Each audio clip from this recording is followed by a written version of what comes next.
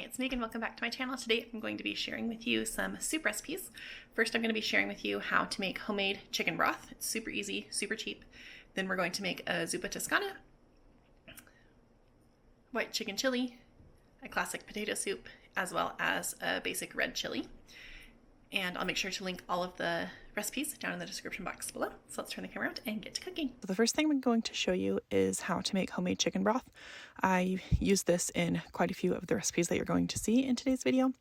So I thought I should just start out by showing it to you. It's super duper easy and very inexpensive. So I just have a chicken carcass from a rotisserie chicken that I got from Costco. I'm just going to put that in my crock pot and then fill it up with water.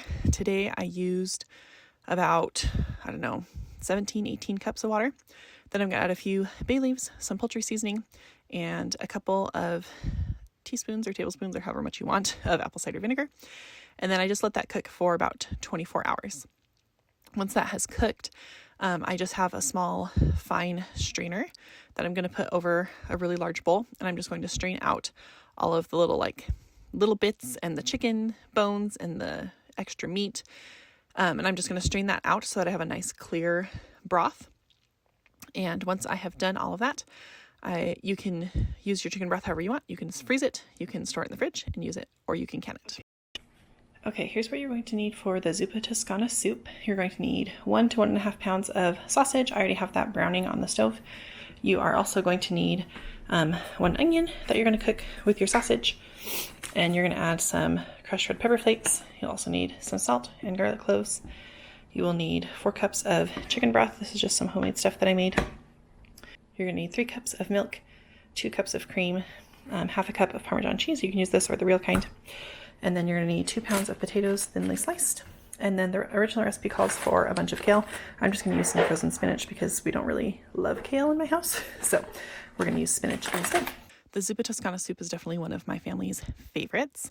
So like I mentioned, I already browned the sausage and the onion together. Then I added in some salt and some crushed red pepper, and as well as some garlic. And I'm just going to mix those all together as the meat is finishing browning.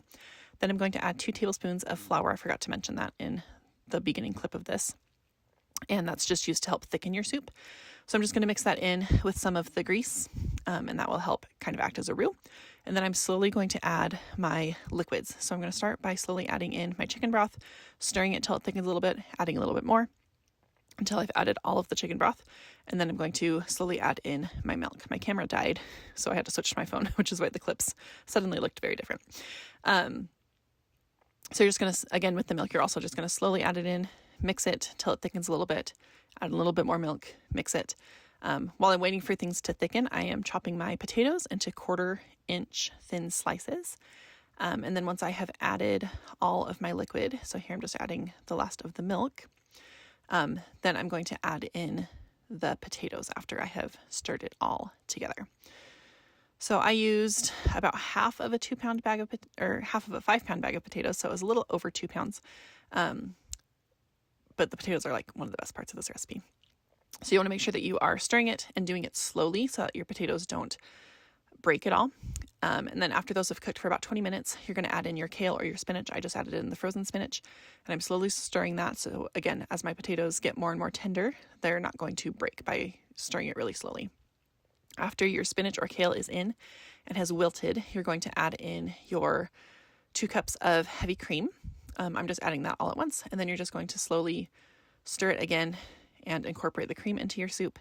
Again, stirring slowly so you don't break and completely mangle your potatoes that are nice and tender. And then you're going to add in your Parmesan cheese, and again, stirring nice and slowly so that you don't break your potatoes. And you're just going to heat that through for maybe, 10 more minutes, 5 more minutes, until it starts to slowly boil and everything is nice and incorporated. So here's what it looks like after it's all done. You can serve it with breadsticks, rolls, top with more Parmesan cheese, kind of whatever you want. We just had it plain this day, and it was very, very delicious. Okay, today I'm making white chicken chili. So in my crock pot already, I have 2 chicken breasts. I have 1 gigantic one and 1 a little bit smaller. So you're going to start with that in your crock pot. To that, you're going to add about 2 cloves of garlic, about 2 cups of chicken broth. I'm just using some home canned chicken broth. 2 cans of Great Northern beans, 1 medium onion diced, 8 ounces of green chilies. I'm just using a 7-ounce can today. For seasonings, you're going to need salt, oregano, and cumin. And then you're just going to let that cook in the crock pot all day. After that, you'll take your chicken out, shred it, and then to the liquid, you're going to add half a cup of whipping cream. I've also subbed half and half or just whole milk before if you don't have whipping cream on hand. And then also a cup of sour cream. I don't have sour cream today, so I'm going to sub Greek yogurt. This also is one of my family's favorite recipes. It's very easy to make. You're just going to add in your onion and your chicken broth, as well as your green chilies on top of your chicken that's already in your crock pot. Here I am adding the garlic and the cumin, oregano, and salt. And you're just going to top it off with your beans. I like putting in the beans last so they don't get quite as cooked. After it's been cooking all day, you're just going to shred your meat. I just took my meat masher and put it right in the crock pot to break up my meat because it was so tender. You can also fully pull the breasts out and chop them up or shred them if you want to. And then here I am adding my cup of plain Greek yogurt, which I was subbing for the sour cream. And I'm just going to slowly stir that to incorporate it in. And then after that is mixed in, I'm going to add in my half cup of cream.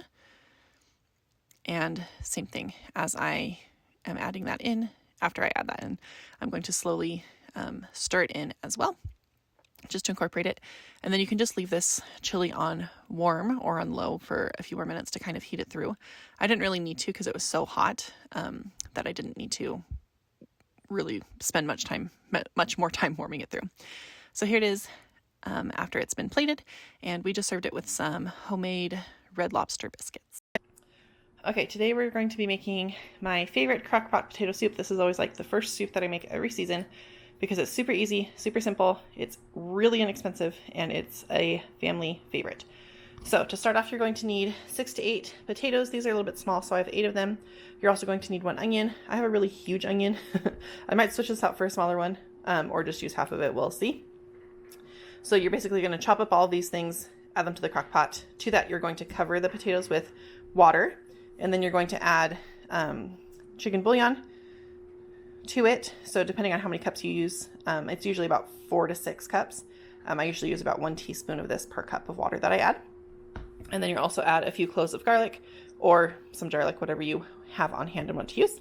You'll just cook that on low all day, and then you will use your immersion blender and puree it and add in 1 cup of milk at the end. And then you just serve it with cheese or sour cream on top. You can also add bacon bits if you like. So this is one of the cheapest recipes I ever make, and it's one that I've been making since my husband and I were like first married and had no money. So I just chopped up all my potatoes. You can chop them kind of big because they're going to be cooking all day. And then I added in my onion, and then today I added about 6 cups of water. I do like to measure it just so I know about how much of the chicken bouillon to use. You'll notice that I didn't add any salt to this recipe. That's because the chicken bouillon is super, super salty, so I never really need to add more salt. If you're not using bouillon, if you're using like an actual chicken broth, you probably will want to add a bunch more salt. So I also added in my garlic, and then I'm just going to slowly stir it, cook it all day. I forgot to take final video of using the immersion blender, but it just gets nice and smooth, and here's what it looks like at the end.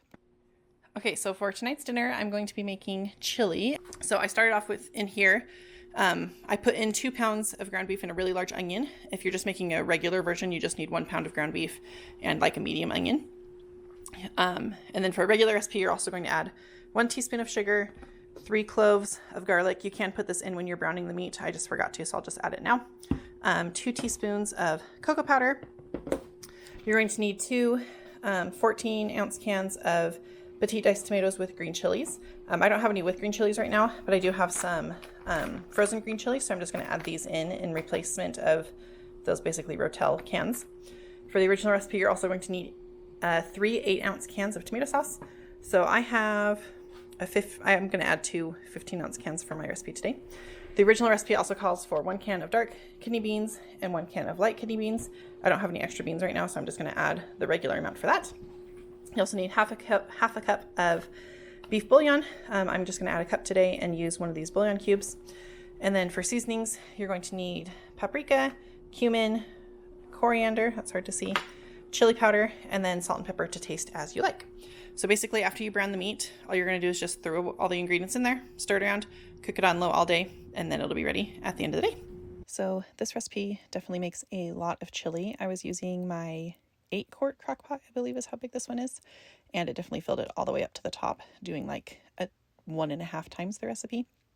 So definitely you'll want a bigger crock pot to make this.